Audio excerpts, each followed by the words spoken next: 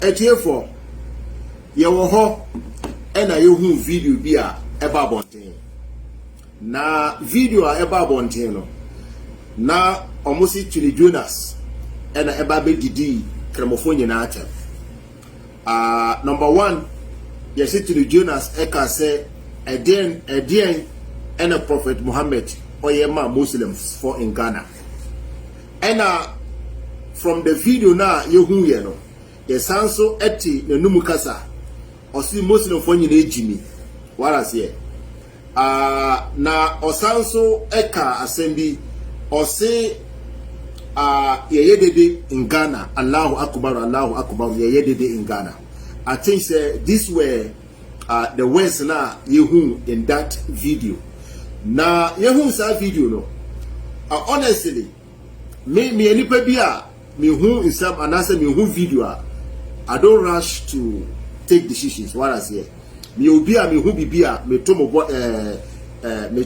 me boase na my investigation na ese se ne be ya me hu no kure no ansa na me hu insam ameka wo social media no se wanya hwe yi a o chi asabi na o be gidigidi a wanya hwe yi a na weni eguase what I say ebi a no kure no be pia bonte no na a different story altogether. And me who sa video no na zongo for bloggers bebre obi a epiepia abonte kasa na me tum me fese me boase ye me enquiries bisa sensem Chili Jonas me chatting no what I say na me pese me bisa no munsem because untimi embe ka obi asama wan bisa no hwe what I say. So all this while you know na me try kwambia me foso a me ne be kasa bobisa na obeka kiramo through no WhatsApp me send a message edemano say adenti na odidi kiramo atem ya ye ne den what I say. I was trying to listen from him me tenio no obeka ansana na emesumi wo a meka fa ho no ansana mabeka hunse. So I was very patient and monitor activities are elkoso na etiefo me call the page so ekokoye investigation na me koye no na me share data Chili Jonas ASR video no me ko asia na me koko hu say video no oye video no on the 26th February oye video no on the 26th February dem fa dey say a performance ni enti me koye sa investigation we nyina me hu data oye sa video no and I asked myself say why now, because obi a wire video 26th February there I didn't think after the video no eba bonten me bisa me ho this question because about 4 months there na chere say assembly there informa abosokura. So I was asking myself why now. So this is why I was a little bit patient trying to get to your friend is saying the root of the matter. But the therefore when we say yeah bloggers been and yes zongo bloggers and I say zongo for sabe Senator Chili Jonas ACK and asam and yes zongo for jina na ejimi o and yes zongo bloggers nyina na bibiba na obi a pia bonte kasa ba heart your zongo bloggers are nsamba ye to ye boase ye hwehwemu ehu nsanum yi ansa na ya so camera what I say. So esam no eba ye no me ko hu say date no 26 February no then I started asking myself question why now na me scroll down share commenter amanfo no chro na video na amanfo kati elbono me ti say Chili Jonas ka say obi na chro comment was here hono mo say oya brand a onfa the face and didi atam no onfa mbra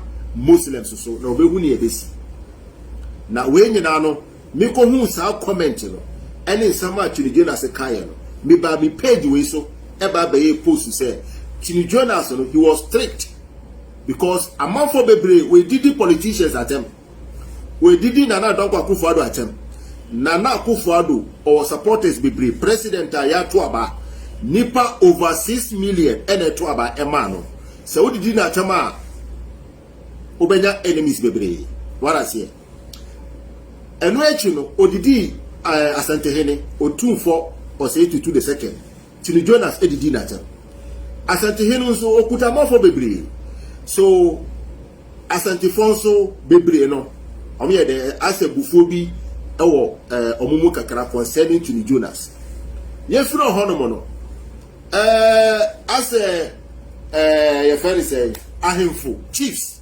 odidi o macha what I say so when you no ama Tini Jonas no amafo bebree eta no sanso na amafo bebree so eden edono especially the youth me ameka say me babontin eba be video in support of Tini Jonas say Esama Okano, Anyantro, because concerning political issues our addressing, any senior citizens in Ghana, AC Ebrano, Anyantro, Ayanokre.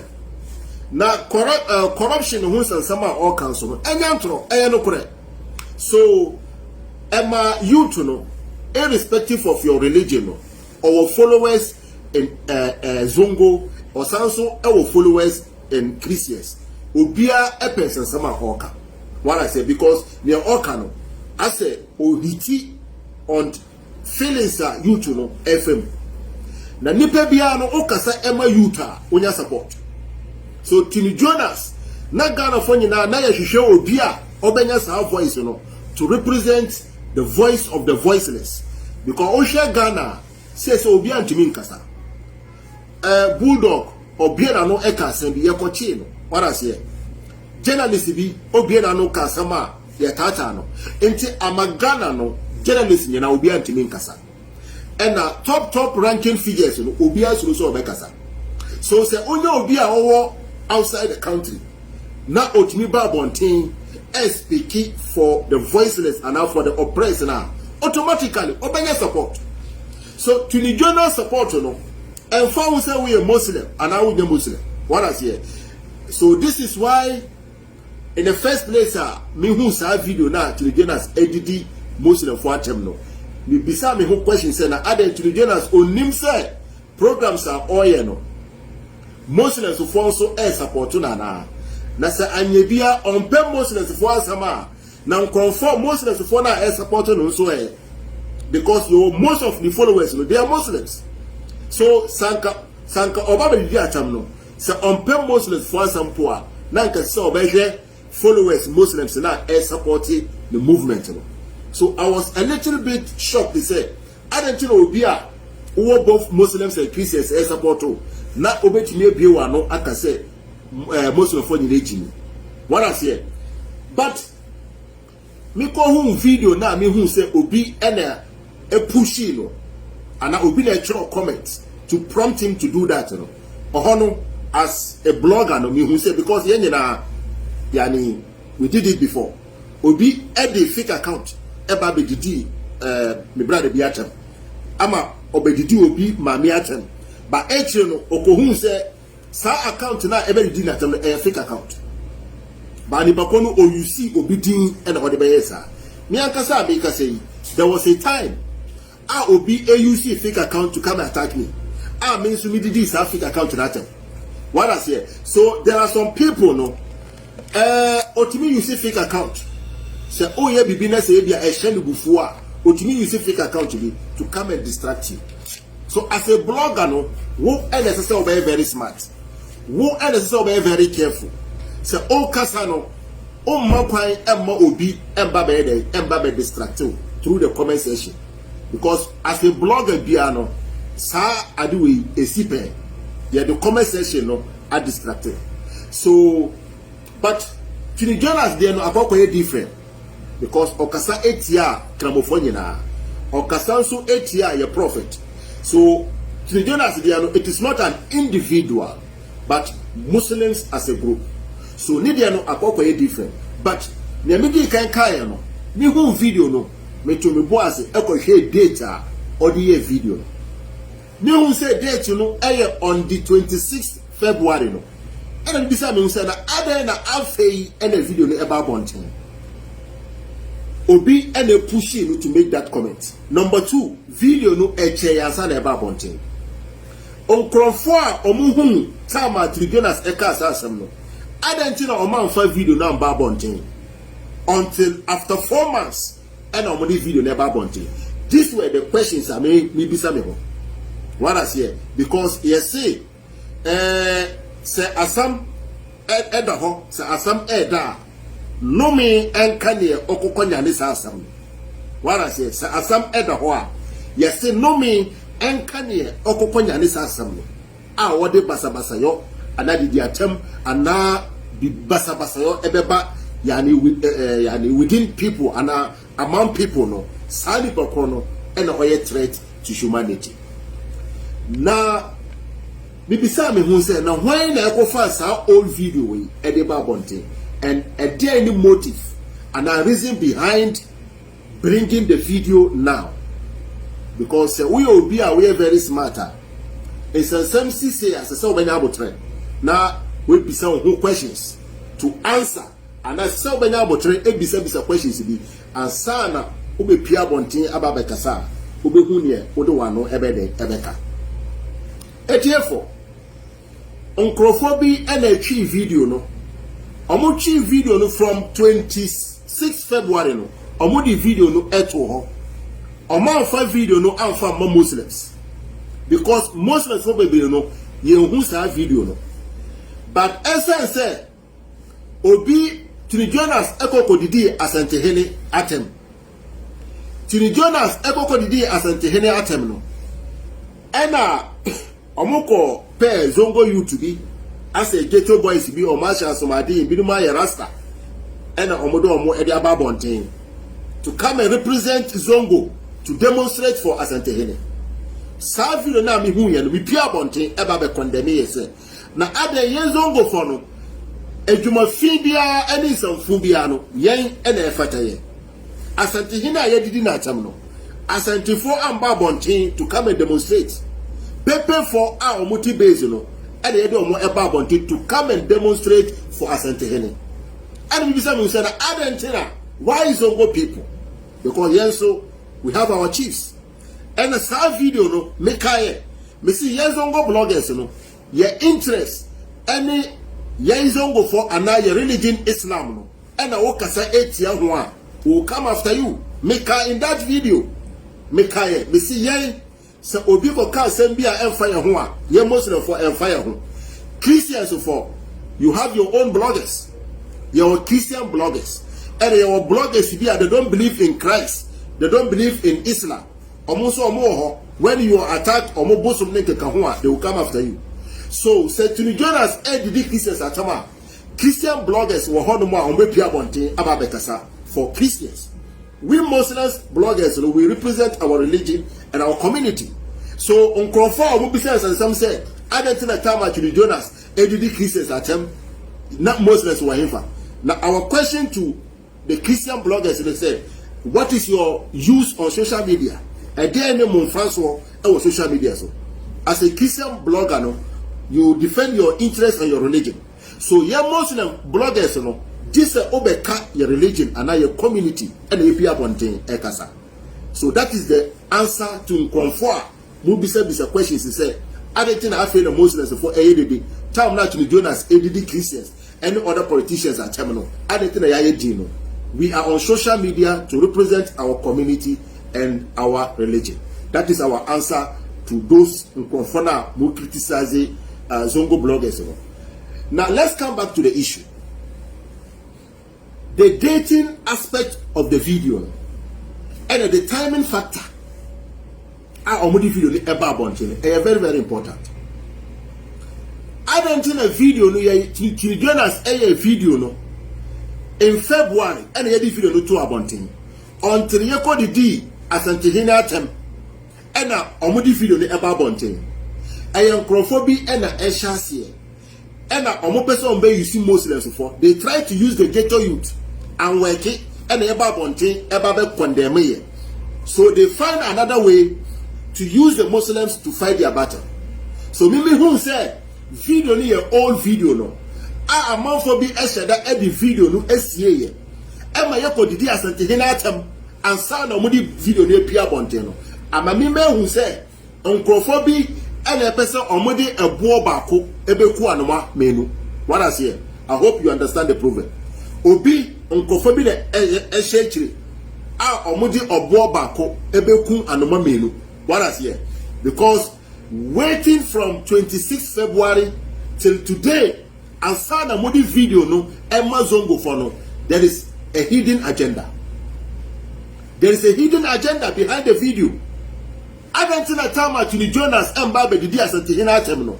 More first video now, Babonte. Now you know, and now your friends and Moshe have video no before Satan not Jonas EDD terminal.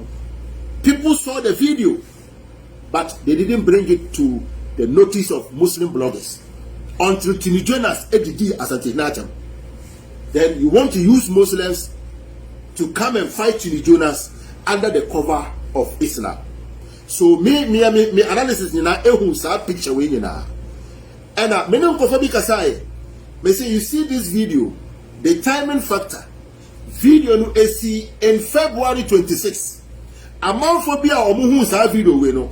Amount for video no amma Muslims waiting for Tini Jonas to attack them so that they will release the video or they will call our attention to the video so that we'll come and fight Tini Jonas for them. Although say you're fighting Tini Jonas, we'll be fighting, say you're fighting my prophet, and now you're fighting my religion. But one way or another, no, non-conformity you see to fight their own battles. So as I say, Muslim follow, in some way, ya buy ya yenya botre. Young bloggers be your friends say ya nyantentem. I intend to the case to start attacking no. Yenya botre ye analysis bisa questions. Why now? What I say? So abotre na yenya ye bisa questions no. In sama Tini Jonas eba be kan ndɛ no. Ne nyina mi medika kadada. Medika aka me say me share sama Tini Jonas eka no. He was referring to nkrofo na omochoro comment no. Ba ne kasa no antwa yi. Now questions now will be say then the Prophet Muhammad ayama Muslims no. Ye be man answer. What I say? Na etie for Muslims for ye wo social media so. Tini Jonas eka say be say ye dede in Ghana. And then the Muslim for ye na ye dede Allahu Akbar Allahu Akbar. Ya sheikh. Malam kasiya pa wa ye sunna malam. Oba be ye video nanse ya. Ose Muslim for ye dede in Ghana. Na obi a obe dede a odi e friend say Mike ebe hana so no. Ye friend say we Ghana amanyame. Wa drum san ni paporo no. A Muslim, a scholar oba bontin eba bekasa etia Allahu Akbar ose Mike no e hadwen. There was a time minister eba bontin eba beka say ye baba ya Allahu Akbar yen send messages through WhatsApp. Na ye frefre ye ho na speakers no ye dede the same thing na Tini Jonas aka no but time no asamala no eba beka say we no our own Muslim brothers and babonti to come and attack this man and say adentu na wasi Muslim for ye dede oya scholar o kasa say we obia ye din say samala no onya blogger samala no oni followers samala no oba be attack na onya din onya followers and onya viewers. So some malam no oye Muslim oba beka say na me frɛ eye dede no Muslim be blogger be na eba bontin to come and condemn you. And now minister na oba bontin to come and criticize say Muslim for eye dede we should even use WhatsApp no. Sometimes no young bloggers be na eba bontin to come and condemn that minister. Some bloggers wey amupia bontin o me dede. It is because of Tini Jonas a blogger or followers. They just want to attack him to attract viewers and followers. That is all. That is the agenda. But I'll come to that. I am coming slow to explain the whole reason behind the agenda. But at the end, you know, your message be a yedebema Tini Jonas. And then Crawford, Uncophobia, Esha or Mubufua, not only did they attempt at the front from Muslim Fonina. We have a message for them. Say, man, share Obi Bonnie Hawaii. Now the buffon at their for the Cramophone. I know there, so Oyanesa, for one angel. But I'm coming to that. our own Muslim scholar criticize say ye minister eba be kasa some way. These same bloggers omoti sa some will be MP wanted to come and talk. Ye fru honomono about Yahya Prophet Muhammad. One of our Zongo blogger or a Muslim ni Obaba kasa etia Prophet Muhammad. Or kasa edidi Prophet Muhammad atem. Enuechi Yahya malam for different sector. Omo kasa etia Yahya Prophet. These same bloggers omon kasa. This is why ya mpeni for air kase. So we fear air share. Esesa obeden. Esesa obeden. Obe protect and I say obe siano. Send a ya abonte janon so embeka home. Ya young crown for Muslim for bebre. Muslims for air can sama air west as compared to near Jonas air can. But essence omono omunya bloggers. O attack omo a onya viewers. O attack omo a onya followers. O attack omo a onya attention. So they turn blind eye. But therefore, and somebody me person me catch Muslims for no. And you Muslim be an ejimi. Muslim for and you be an ejimi. Obi wo ho and somebody or to no boasi eye hwehwem. Obi wo ho and somebody or for phone efra say esima esi somebody wa ka no. As it really saying, I don't know what Muslim for you ejimi. I don't know what ye edebi. I don't know what say this. What is the reason behind? Say Lipakono any explanation is more. Necessary, you are not convinced. You have the right to come and deliver message to the person. These same bloggers amuba bonti ebabe yedidi. Omu, there are some of them yedidi omu mamiatem. They hide behind the door to go and solve the problem. Because omu pese we are seeing nabe who say yedidi omu mamino matem. Ebinumu hoa. They were in Ghana. Yedidi chief imam atemno. They followed Owusu-Bempah to attack Owusu-Bempah. Tini Jonas ewa America. On confirm omudi kan edit video no eba abontinu. They are all in America. Adentina more approach Tini Jonas man to man.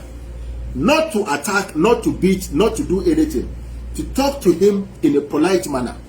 Say simesi ejuma awo ye the Muslims eka ho echa wichi. Na odidi atam no adete odidi atam ne wo ensama awaka no Muslims bebre anya omo de enti pe kwan bi so na se beye ya wo de find a nice manner to apologize and to to explain to Muslims in sama awaka no come and explain to Muslims ade a o kire se na beye ya you bet me we have different ways of handling issues. Sankaya approach to Jonas. You people are in America, closer to him. Ofaka and do 30 minutes. Obe drew to Jonas. Se oba be ko emanyankopon and nya lazim se obe so camera. Eba be dedi. Obe timi akwa amanyankopon preko a obia entebe. Obe timi akwa ama Prophet Muhammad preko a obia entebe. What I say, eno jihad bi wo ho a wo ya o pese obia be hu. Enti se opese obe jihad, opese obe kwa ma Islam, obetimi aye preko obi antehwe. You people can organize yourselves and approach to Jonas. Baby a oye video no ye from her downtown. Friends, obi a popular place. Ye Ghanaians no they know say when we approach this guy at this location, ye be hunu kwaya be forso ye betimi akasa. Na wababontin aba be twasan, anasa wababontin about the explanation regarding comment I will make here. Sanka Samlu Enduru ha. Na essence onkofobi eye omohu nya atwom. Onkofobi eye omohu say onpe say zongo obi abehu say yen ene yen ni papa no. Yen na yekasa zongo na yekasa no. Yen na yekasa yen ene yen ni ne nyina ka ho ene we nyina ebae. The approach and manner yedi approach to the Jonas. Yaya nankopon eka kire in our holy Quran. Nankopon say emayen didi bosomsom nkrofo omosom bosom no. Emayen didi omobosom na atem. Bosomo obi a wosom no bosom. Nankopon eka kire Quran mo say don't insult their gods. Because if you insult their gods no, they will also insult your Allah out of ignorance. Nyankopon na ka asase we ekire na se obi afom na odidi achama na wonso we pia bonten ababadidi na acham afa na wonso afa say you should come and apologize. You paid back, you insulted the person back, you've even threatened the person. Embirimu edidi ni mama acham, embirimu edidi ni papa acham, embirimu edidi nansi dani dai nsasam bebre afa muye we nyina wie ya come and apologize. Enfa na ye saa adewe ka wodi lechi ye didi na acham ya ntreche no na se ya approach no in a mature way na ye de no kasa se esimesi nsama o kan antwaye na wa ha muslim fanyina ana wodi bufuo e kasa nsama e se oba kasa anka Tini Jonas obabonte e ba baye apology, and you don't come out incite people, create people's awareness. Se si aye kase a lot video bi o ha min timimbo ye didi commissioning Prophet Muhammad atem even worse than the Tini Jonas ekaye when you na wine and the buy onkromfo a omo pese we ase nyina be hu se omo ni zongo omo na ekuta zongo no. It is because of them, because of people's attention and people's your friends say amount for ebo aju omo so. They even cause more damage to our Prophet and Islam than good. Because unkofe be epia bonti eba be so camera e didi Prophet Muhammad atam eka ho apology no. Tini Jonas did not apologize. More people insulted our religion, more people attacked our prophet. So say ye be say what is the end result? Result be na yenya nsembe na mbeka. It is zero.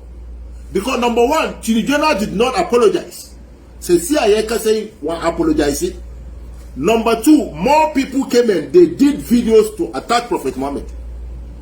When you na and kwanya obe faswa obi e bone a obe approach ni pokro to prove the person wrong. Send a be ani pokro no ohun kwanya o fa so e address no a o ebia obeba na adwi mu ehun say eh nsem asimesi e ka no e no kure o man ka ni yi na me fence me pe kwan bi a me fa so a metini asiesi asam ya nya ne sawo wa ba bonte abese asam no kura are inciting more Muslims to attack the guy, and now you are calling the guy to come and apologize. Say guy no oba apologize here. Na afa didi atama nkrofo other bloggers na didi atam no omonso kwan be na ebe foso omonso be dey ebe apologize. Because they say it is not only Tini Jonas. I'm not for me videos. I can't play the videos. Say Tini Jonas apologize here. The other people now almost hear a video EDD Prophet Muhammad atem, EDD Muslims atem no. Almost ye better than no almost am apology. So sometimes you know say ye di views any ye pe followers na ye pe say we are seeing na ebeti yen ka.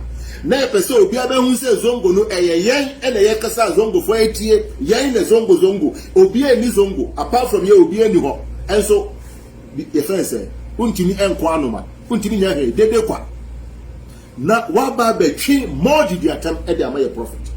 Sometimes you know your mature way of handling issues without causing more harm. And it is a simple say ba as I say ye be pe kwan bi a ye be fa so a ye be address issue no in a professional way than to come and inflame the fire and make the case worse. Na meka we nyina no na metu ya ye Muslim fofu Mesai Abba on Tini Jonas.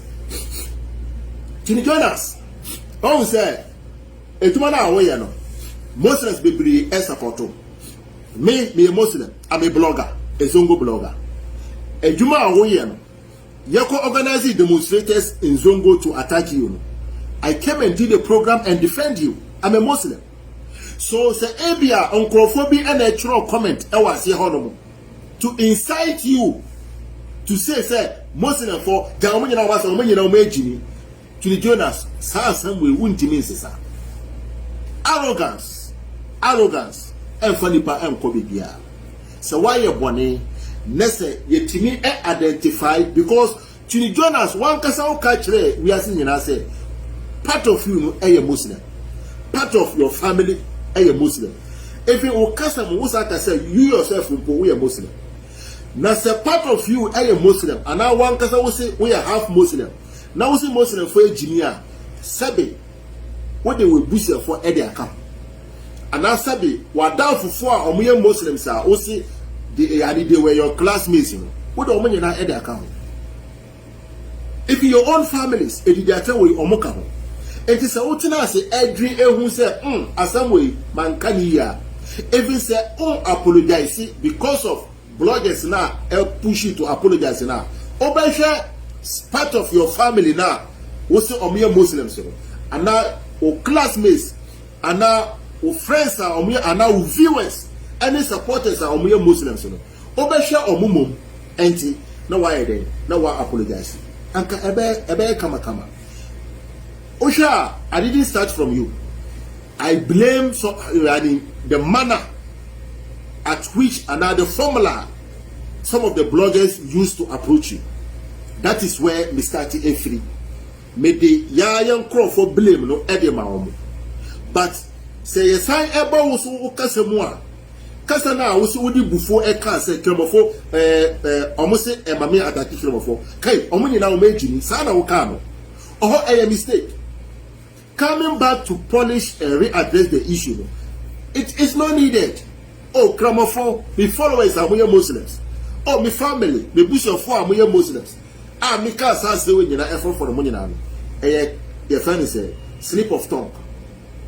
Enya asem bia me sheda se me baba didi Muslim for chan ne mum asem no e fa kwan bi so na e ba bon 20 mo manenka mo fa me bone enchen anybody bia to Jonas wey and two followers and bafon wey it will even increase your respect. What I say go yen na yenim say there is a game formula bia nkofo bi edia triko to utter these words and utie from beginning na sans and say we nyina mekane nyina say you were tricked. What I say to do whatever you did and on confirm omoyesano they have agenda or attack politicians, you attack chiefs. What I say so omope kwan bia so a omoso menya nkofo bia ombedi do atem. So they created an account to come and incite or to influence you to utter certain words. Send a bear omodi wuti any Muslim for ebebom na ya kontokwa. That was the agenda. But say what do you who say science formula and uncroft AUC push you into sa trap now. I don't know who apologize because uvido okay.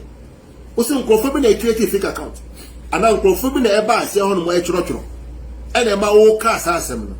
So ahano you are admitting say uncroft be na push you ema o ka sa asem. So why don't you just apologize and let things go?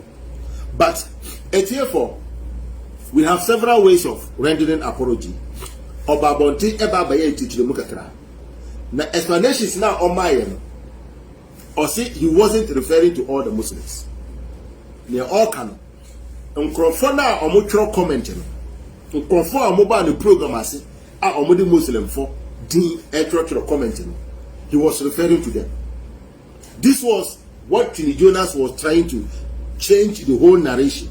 Yenina enyankwala. Sama odi kan kaye no yate. And sama o kase sense no yate. But all the same no as an apology and a woman don't and my own feel too arrogant to come direct and say oh I was strict and some American and try you. It will go. But this is where I started blaming our own Muslim brothers. Sankaya approach you in a nice manner. And Kauba Bonte Eba Berenda apology. Also, meaning say, who videos attacks in the Yatama Yademao. So, also, share now. You feel say, oh, Samuel said, give my time say, I will not apologize. No. So, share, sir. Why, ya, Obi Bonnie, no Bonnie, but oh, dear, no, as I saw by the Obepa. Yen himself, for me, a charge, a planning winning now. Because who attack ahemfo, who attack politicians. So you become a target for politicians, any side chiefs now, or for a good social media. We know. So men here say Muslims forbidden more APR bonte ababedi do atem. Share Crawford, or Muslims are almost support. Share a family part now, or Muslims. Now, pay a nice way to apologize. Kasawe na etubeka. Say, I didn't start from you. I blame some of we the Muslims, some of the hypocrisy, and now nyachum, and now some of the things are uncophobia. Our own people, these same people will turn blind eye as a way. But so obi ayana so muhu say uncophobia kuta followers. Ye can the sama. What I say, a betri dom naba, and now ye cut profoners nipo yasama. Ye benya followers. Ye hitin crofo ya. Hey, ebema ye attention. Then they go for you. What I say, Sanka Tini Jonas and yet Tini Jonas video way so obi humpo a on feel. This is why I started saying say even some of our Muslim scholars know. About the case I say or see the Azan hano. Okay, and no other Tini Jonas eka. Or Sansu eka Prophet Muhammad you know. For Prophet Muhammad oya nshira emma wiasa fananyina. And a Muslim for no. Prophet Muhammad and your Prophet Muhammad on Kwana a prophet. Even Jesus Christ, your friend Isa, and tonight your womb kola, yet to omudin Isa. So, as a Muslim, no, we don't believe in only Prophet Muhammad. The perception of some Christians, they say Prophet Muhammad is only for Muslims and Jesus is for Christians. That is not the belief of Islam. As a pure Muslim, no, as a son of Jesus, you have to believe in Jesus also to become a complete Muslim. So, and Prophet Muhammad, including Jesus, your friend Isa. This is why you were on Isa. So, therefore, don't just limit Prophet Muhammad to Muslims and say Muslims, Prophet Muhammad, in Sama, it is just for Prophet Muhammad. You are getting it wrong. From Abraham, Ediba Noah, Ediba Moses, Ediba Jesus, Ediba Prophet Muhammad, Chere no, Kramofo, Yajidi, Yetu Omechi, Jesus, Yedia, Prophet Muhammad is Yajidi. Now, Christians, and Prophet Muhammad indeed, but they believe in Jesus Christ. But Muslims, as a complete good Muslim, you must accept both of them, Jesus and Prophet Muhammad. So, and your Prophet Muhammad a prophet. What I say,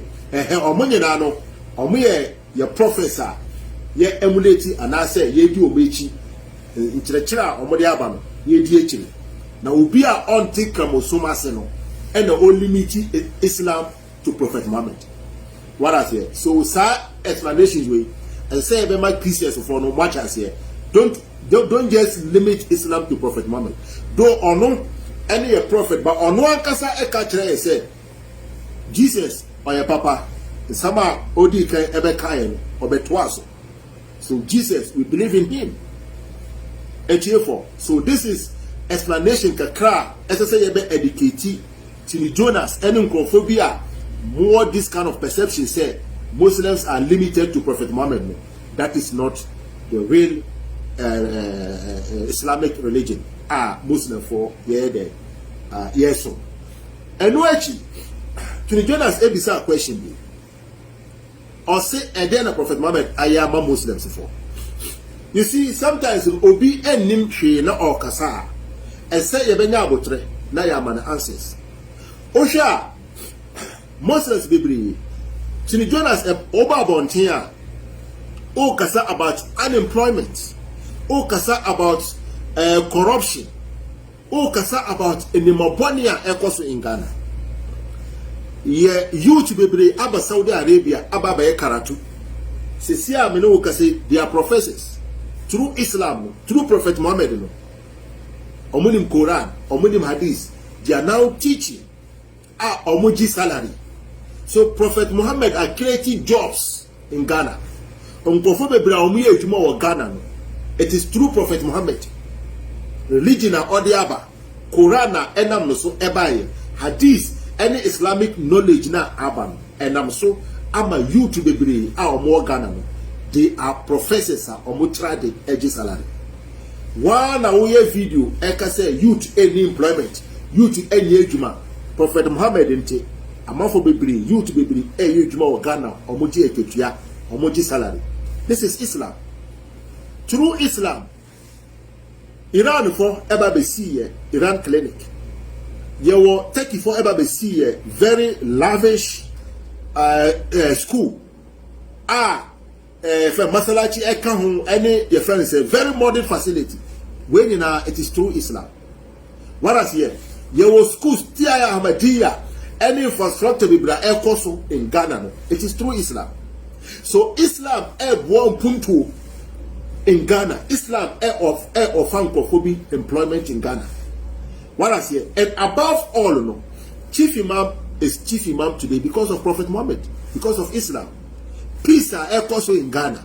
And Toka Basayoa, Ebabesia, Chief Imam Dina Nutuma, na Adedin, when you na Osia Nina if Prophet Muhammad.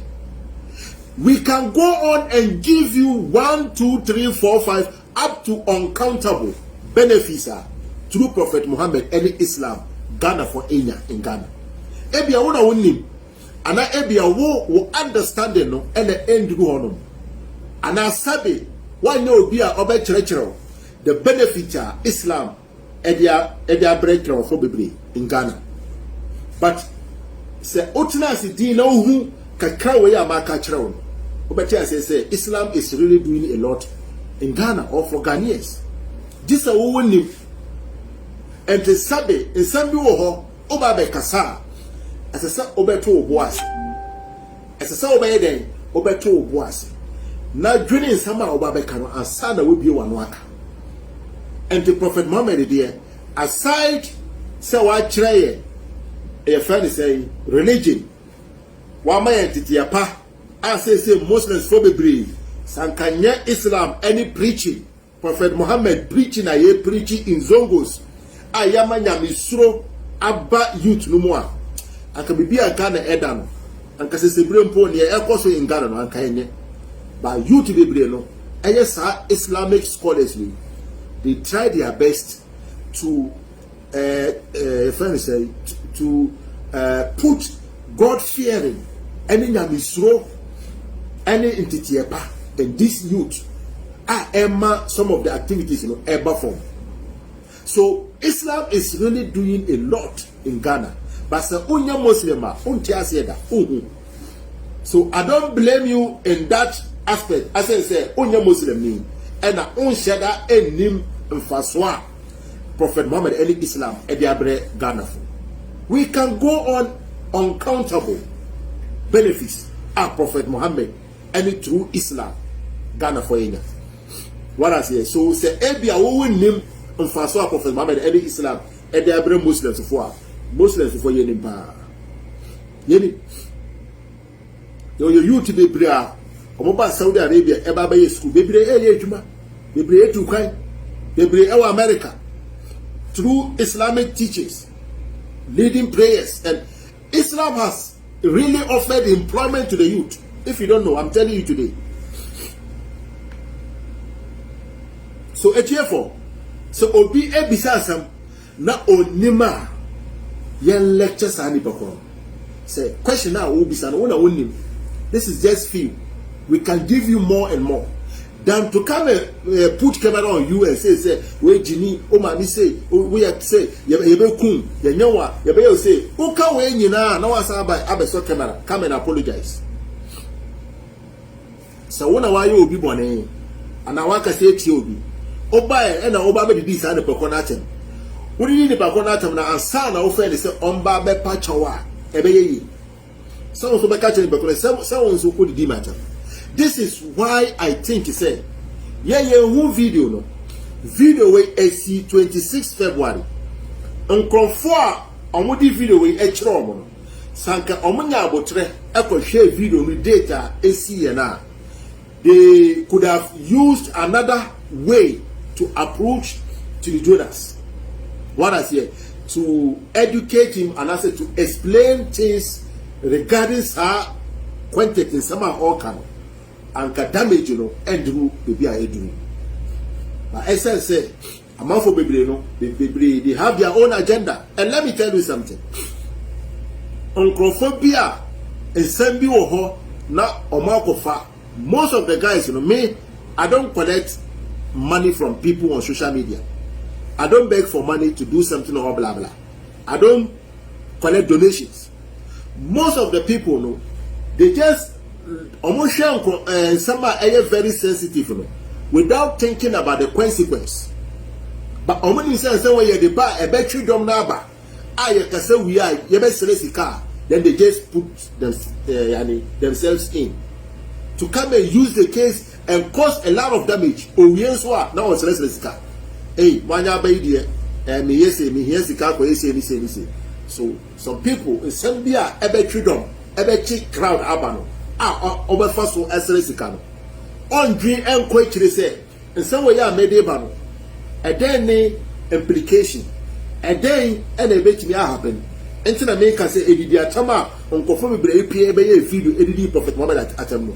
Oh, very, sir, why the causes are damaging? Now, also, effort so SLS. Who say a domaba?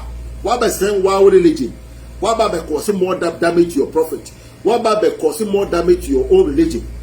Why by creating a diatom edamo religion? Oh, sir, effort so SLS. Oh, very. I did what they are the bar, you need resource. What are some of the bar on channel? You were expecting an apology. You were expecting a positivity. Number. It has failed. This is why we are appealing on our Muslims. He said, it's a Sambi say a Sia Mumaye using another. You first, Prophet Muhammad, Islam Ebano. So Obiya Bibisia, you call jihad. You the sick eye ever chose here. You the sick eye ever accuse here. You better declare jihad also. But another verse, as I buy, actually say Christopher Numpono. Omo didi, Mamon didu omo busum puatem. Send a bear, omo didu mo Allah swatem. Eba be do time be Christians, any Muslims for living in peace, side by side. What is here? Among for Ababetias, Lakum Dinukum Waliadi, Monsum Munakupon, Namama Mesum Sum Minankupon, in peace, Ubia Ensum Minankupon, and Tiasiaba. Ah, says Jihad Nan Canina Yedisika Etrati, no says a ye trati, Yedi Ano and a Casa. Ano Yede Casansono, Yedi polite manner and a Apunchubi, Naya Manipacone who say I am from so. That is the modern formula of jihad. Jihad in Caneno. Asisa. Se say jihad no enye sika na yede ko. Yede ano ene ko. Nemum ano na yede ko no. Enye ano a eye didi atem. Enye ano a edi basabasa beba. Enye ano a enim kasa. Enye ano a ekasa edwene ho. Eye ano a ebetimi akasa ama nipa anye ahobrase. Anase obenya abutireti a obedi so ayene Islam epe eno ene ye friend jihad enti for Muslims for aye pia bonten eba baye ne ye nyina no eye love ye wo ema Islam ene ye prophet no o kasa etia omo a ekaye ena ye friend say automatically no ema ye friend say amount for react automatically. What I say. So sometimes Christians for any conform with Muslims, try to understand Muslims. Say, who can kind Quran, now who can kind prophet story, now who can kind Haditha, Obedo Prophet Muhammad, Eche Papa. Because Obe who and the Manima Prophet Haya Enam Swa, we are the assassin Nancy. Obedo no, I obi dinner Tama Ebesho. Sanity. Ebe awo njindi ba obi ejiedi eye obi jidie entu ukasetia sa jidie na ebe shine papom.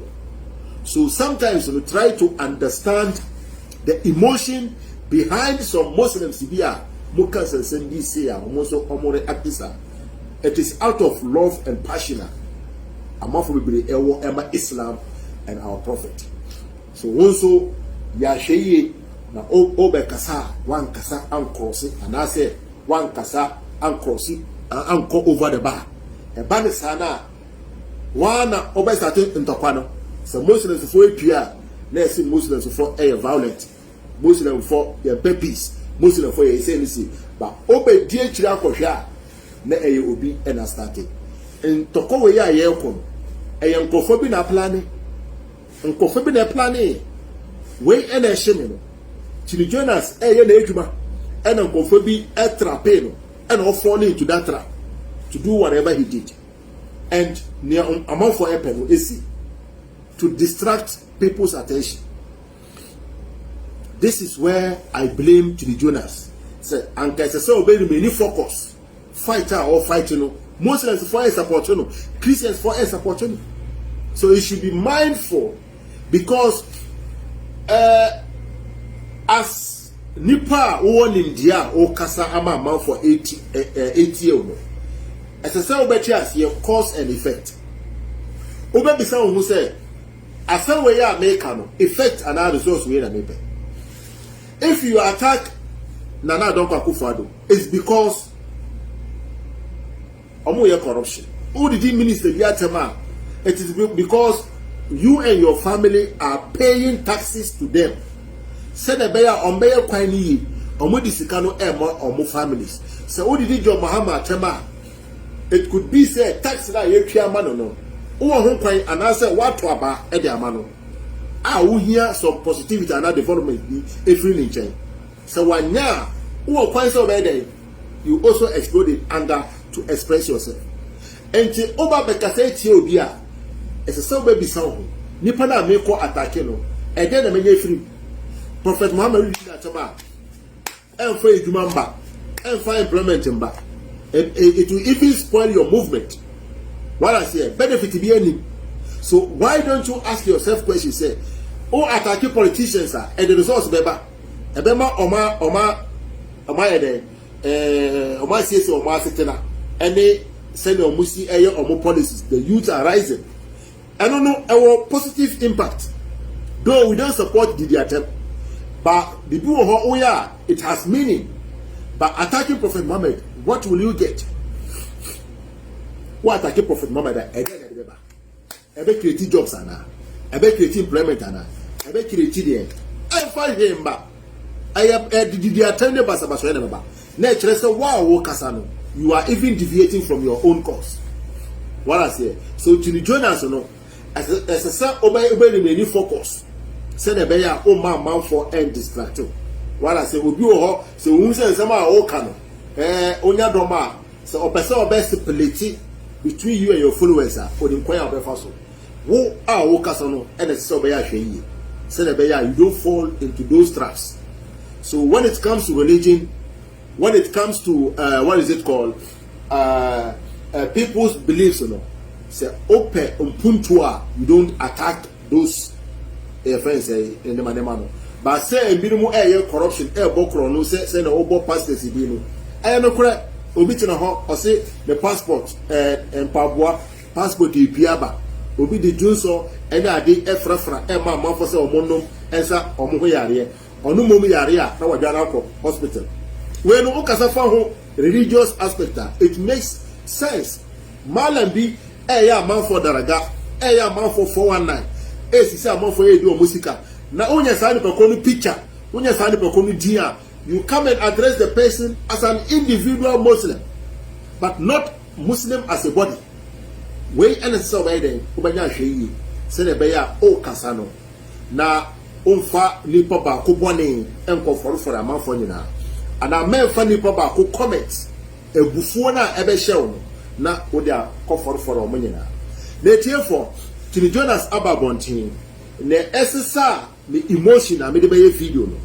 I was coming with very serious emotion to come and do this video. But me share video we are about no finally no. And no and Emma minya abotre kakra. Mo ma share sa video no. Na mo be tiase ne Emma me temper no eba fo. Mo tie sa video. What the amount someone only other institutions are winning some more problem. Namosha Akukura nim, Namosha Ferrias and now any ferry Akufa do yen to me go count. Namun Jimmy Montana no only yes can go back and check 4 years versus year. And I'm telling you the reality. Musmuko Jimmy Koto, I first saying fire service cars. Nyasa Mudi Tessico Doom a Jabio Ecofa.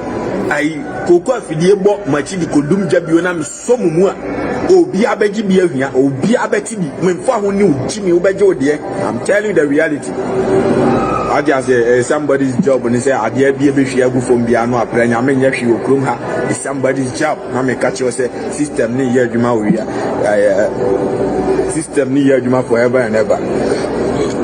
Heaven and money more him baby until say Ghana be him a from betting here if say there I still be a glass I bet him the glass about and chance that so be a glass from form a bono what I say in chance but dying so a glass and from form factory the museum and a bon chance you know and maybe ya on there until that the obianya hoto. I'm telling you obi abejibi shafom a chair with them were full more. Na mahusi yese division aba Muslim community meslemo no bia emblem me mo bia emblem me muntie me na meni a chew pa de mo bia muntie me e ka kire sa boys na no mo commenting kwase a comment no chesi amano na che mako tu bana se NDC for na asoma se religious for bi na asoma na me kan religion no omo community no omo nkoye hoyi na omo so benefit na do jimi e create account e be tire nkwasi asem enkasamfa na meto atemne maw na se wo kwaje ma religion ni nyina na mo amu kunkum ho kum ontokwa mo amasem e na ma men kan kire o muntie niye. Religion is for peace. Religion any more Ghana for peace. And the enkramofo na omo sori a omo sosofo asi omo anim e di atem yebe osie no omo nyankramofo omo afa opportunity ena egu nkramofo anim asitiri ameka no kramoni wono ntia asemase amono obukura de omo mpa omo asem o obefre ofon so ene wa hia no no asobo omo issue ni ade enti kwase bia wo ye tutu asem bia onye kramoni enti Ghana police for motis obi asofo asi na nim yebeku obi a monkonkofa no madwuma enti ne etia moka obi anya nkwase ade wo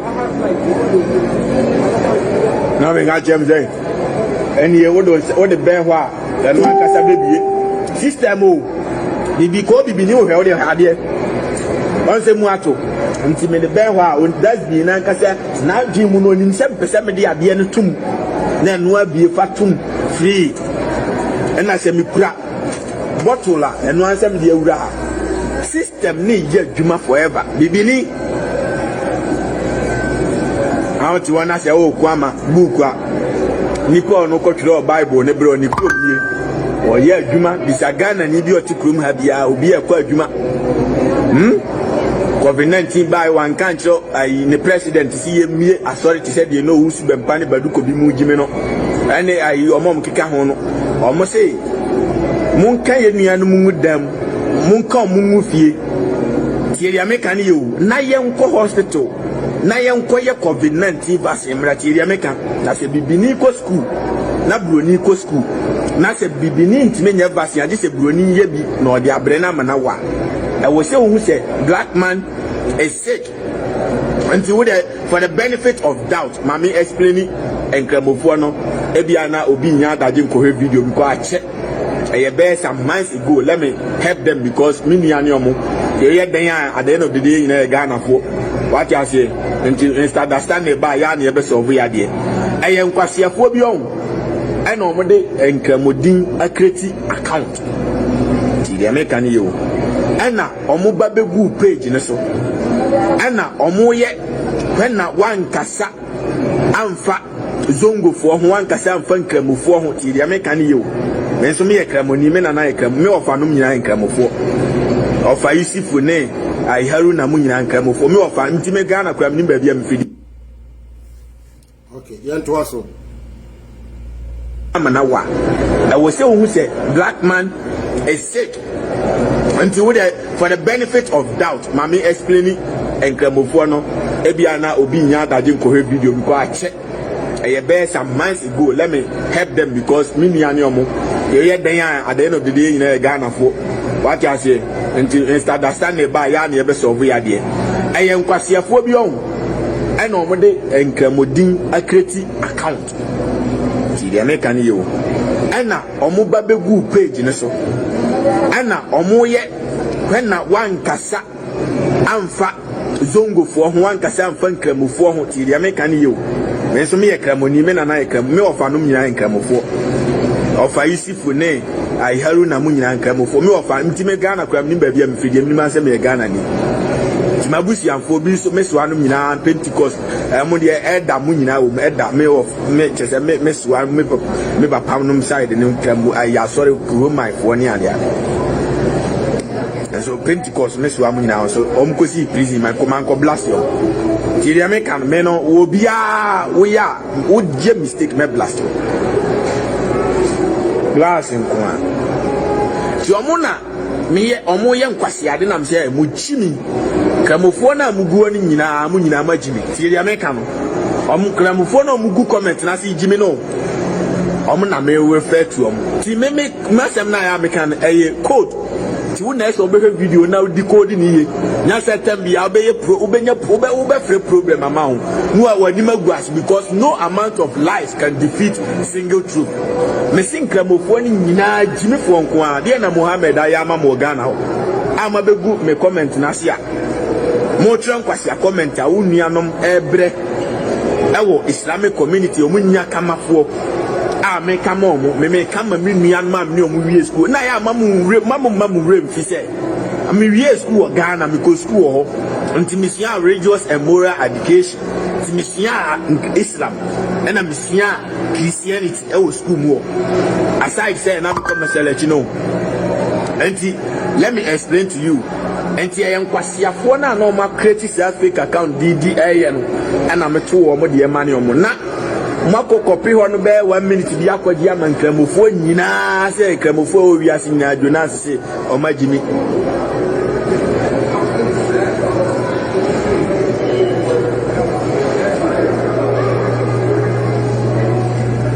sao enti sa na tie dia nka ousbe mpamu jimi baduko bi mu jimi o TV si a me di o matema o masofufo nketu e be twetwe gu ase a me to mane o mo se mu fa mu jimi so na Jesus Christ ye no ya ma Ghana fo na bia na nka Jesus fo no so ye fe say asori ko fo no so akokati o kakra bi kaje se mu di ai mu a Christopher na ma begu ase ni nyina mu nyina mu ye nkwasiafo mu fa mu jimi ko Yesu nye hwe ma mo Ghana na o makokati ho ne ketu abi but try to see say oya na refi said the nokre will always defeat the truth. I've told you bibinimwa yes smart ucha ntroto mesu enye yi o sesi almeche prophet o uko kame efko ran kramofo ma nkramofo na beba betake wo me crash o tie ya mekano na uko kame ko gra abosunsunfo ma abosunsunfo na be attack o because omunsuo na mo se no no omukomfo no kura ntime home tie ya mekano bosum ni ntime home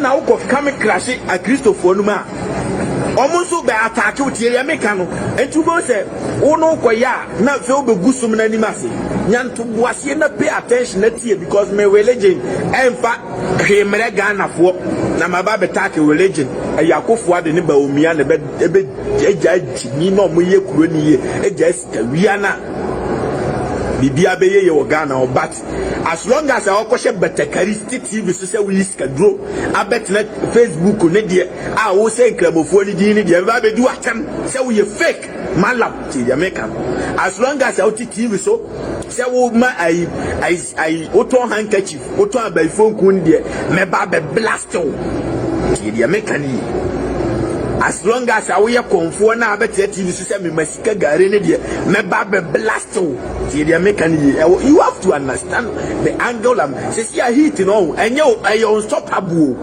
it's unstoppable therefore I think I see some comments I think some Kofobino when they join program omunya abotre NTA in sama oka obi a we dika baba ye video a ye di video na ba bonten e na wan san aba munche ni yo he did not come out to apologize, but he came out to deny. He said, "Now somehow all canon. This is why I messed up the program. No, me the kind eka say the intention I made the Babay program. No, I was coming to also tell him certain things with anger. What I say, but me who video here no, ama me direction no assessor because so obi kasam ono ana obetimi ayen chirechirem. What I say, obi nka na asam na wo mo wo begina so say ne wo wa chance no saa na egina. But so obi kasam na opese oba ma chichiremu na ogina so say ne aka no ono ana waka dia na ya gina saa asam no so aiden egudatan. But ni pakrono ensama odi kan kai no, he's denying say he wasn't referring to all the Muslims. He was referring to that particular Muslim sir. Omobas our program also and misbehaving commenting. He was referring to them as fools. And of course, so Eka said, on one part of his family, Muslims. And to the dear Tama, now or the Omania at the account. And no Echino, or no, or the Muslim for Tama, and for employment to be a ember. And from Kumko be a ember. Now I don't know how the Muslim for Tama. No, Obina Odi Nasam Eka ni Edi Kaino. Ni odi kenya okai no enye eno de uditum ba ne obabeka eye papa no contradict ne enye papa no o se unji ntum dia and the one wo problem enye ono say one person eba be edi kai eba be ka assembly na asam no eye bada na ni pokona sa ba bonte to come and contradict himself to say what is good and what is better yedi ne enye no ebeto nchen na ya fane ayem na ye kuta no say okay we na okay so sanka nipa different be and about to explain to us say Tini Jonas was not referring to all the Muslims, he was referring to those commentators no ohono na ye ni be dia chinje say baby obi as the first say obi hu ma obi keka ho obi hu ma obi keka sanka obi different na eba be my explanation ne tribunal say chira we have another questions to ask, but it is the same person. So you be a hypocrite, or you must be a hypocrite to say you accept the first one but you don't accept this one. Then what are you trying to say? Say if you don't believe somebody or no one can edi kan we say eno de eno ne enya no you believe in that, but you don't believe in that, then you have problem. Not just one kasa no, una own person and now one kasa no, open say be the prophet attempt. So also unji ani ntum dia, not just one kasa no, open say be the prophet attempt. Because Obia yes what did prophet attempt. Was aba? Was he wasn't referring to all the Muslims. And a jumana okafa prophet no. Or say aba yenina ye say ebia damage control. What I say, but I am the same person. I am the Pakrona. So you can't say I will not accept the good one, but I will accept the bad one. What kind of mentality are you using to say you will not accept the good one, but you prefer the bad one? Then you have problem. So let's put the bad one aside and take the good one. Say this is what he was referring to. Even if we don't believe, say. Ne okay enyo na ochere ne enya no for our own good no, and it is even wise to put aside the bad one to handle this one. They say we na okay obi an kwate nye adwuma say oba be dada say ma severance or dada na kwate enyo wa why say obi a oye impotent no pia bontin say hey ma severance ade odada na kwate enyo yasem on one can answer. On one was a pure bontain. Ebabeka said he wasn't referring to Muslims. He was referring to only Nkrumfona or more commenting. What is your problem? So you must be a fool or a stupid fool to say you don't accept the polite one. You prefer to use the engine. Let us say one case problem. So okay. Let's put aside the bad one. Papa no. Ya de papa ba na ababe papa bone. Ya si ye papa na ye de papa bone. Ananya sa. if you wear bonibia wear papa na the papa boni ne kakra ana sa so obi a wa ye boni no e no ba papa ye fa papa ne ye papa no ye fa papa ne ye. It's as simple as that. Ana me boy tie for me boana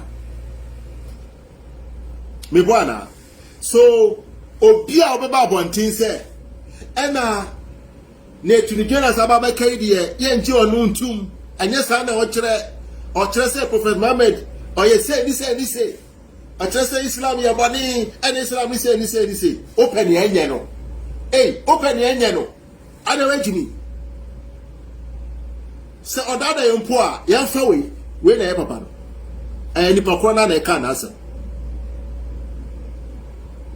nipa ba ko na e ka na ye nye ena osa ba ya oba be ka na ye beta no na open ye nye no and wajini onya papa I therefore maybe a telephone line no but I think say the number to call or somehow Obeka 00966 966 58 317 6618 00966 5831 6618 therefore this is the number to call.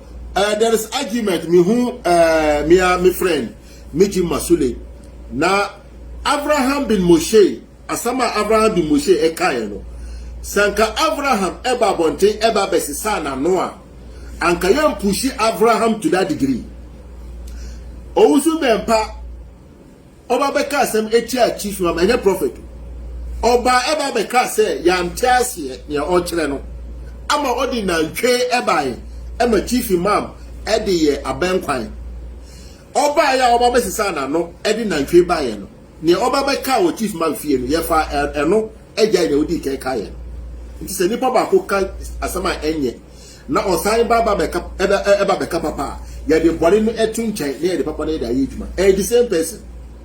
So Abraham bin Moshe case no a ye pia bonte eba be attack no sankono si pia bonte eba be ma different version of the story a ye de papa de no ebe pepa de enya no but ono no one sister the story no nemum he came out to apologize. So let's try to understand these two different things. You were two different formula of rendering apology. It's either to correct yourself or to apologize. But to me no na me de kai ka senka to join us sanka or accept just to apologize for the sake of some people and also the respect na be ka kakra because arrogance na shada nye but say also ono on pacho na or the new version of the story ba ye fa ne enya no fatom che na ye fa ne eye papa therefore maybe a telephone line so obi a person be free bia no na ya connect mama main free 1 minute therefore ma hu say amafo be free mama main for some few people be na therefore ofra wo dey twe I'll call you back Mr. Mo ofra wo dey twe I'll call you back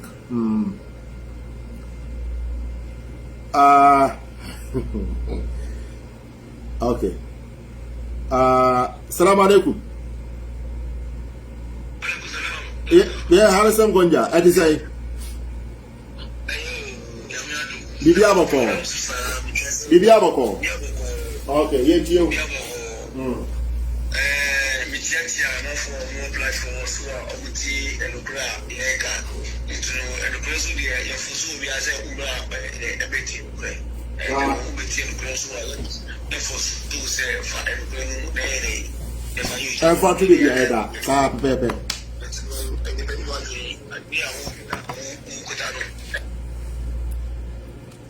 Harrison Gonja 1 minute my try to connect.